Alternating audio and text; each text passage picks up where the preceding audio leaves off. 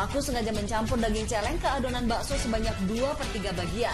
Selain diolah untuk mencampur bakso, pelaku juga menjual daging celeng ke pasaran.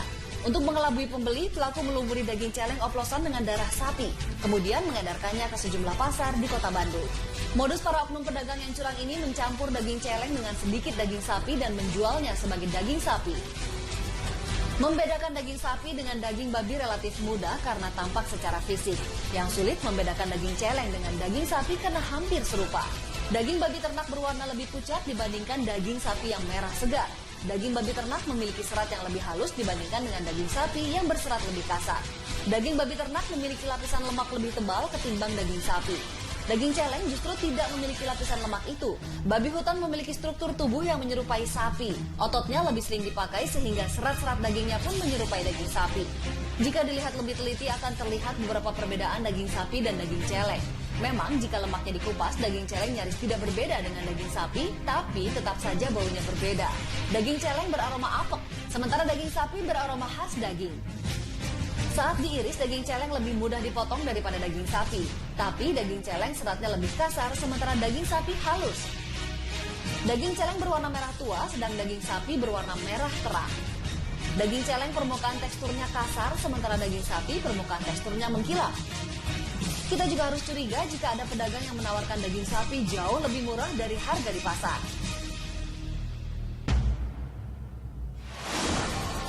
Daging babi hutan cukup mudah didapat karena sering merusak lahan pertanian. Babi hutan atau celeng kerap diburu warga.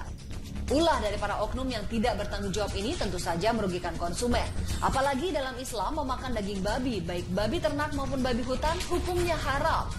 Diharamkan bagimu memakan bangkai, darah, daging babi, dan daging hewan yang disembelih bukan atas nama Allah, yang tercekik, yang dipukul, yang jatuh, yang ditanduk, dan yang diterkam binatang buas. Kecuali yang sempat kamu sembelih dan diharamkan pula yang disembelih untuk berhala. Al-Quran Surat Al-Ma'idah ayat 3.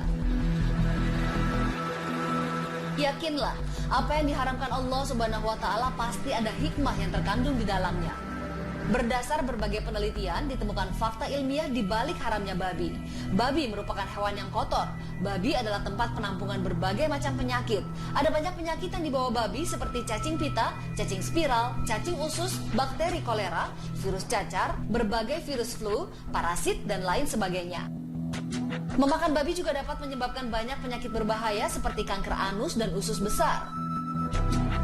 Allah Subhanahu wa Ta'ala telah memperingatkan kita melalui firman-firman-Nya. Setiap larangan dan perintahnya pasti mengandung hikmah. Kewajiban bagi kita untuk melaksanakannya. Salah satunya dengan cara berhati-hati dalam memilih makanan demi kebaikan dan kesehatan.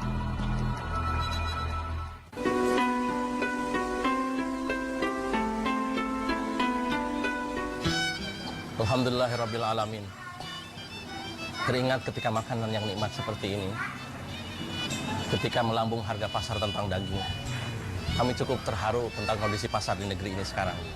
Dan ini mengingatkan kami kepada sabda Rasulullah SAW. Diriwayatkan dari Umar bin Khattab radhiyallahu anhu, "Man ikhtakara minal muslimina ta'amahum, darabahullahu bil judami wal iflas." Barang siapa yang menimbun barang makanan orang muslim sehingga harga menjadi mahal, darabahullahu bil judami wal iflas. Allah akan membalas pelakunya dengan penyakit kusta dan kebangkrutan. Di sisi lain, hal ini mengingatkan kepada kami tentang makanan yang halal ini.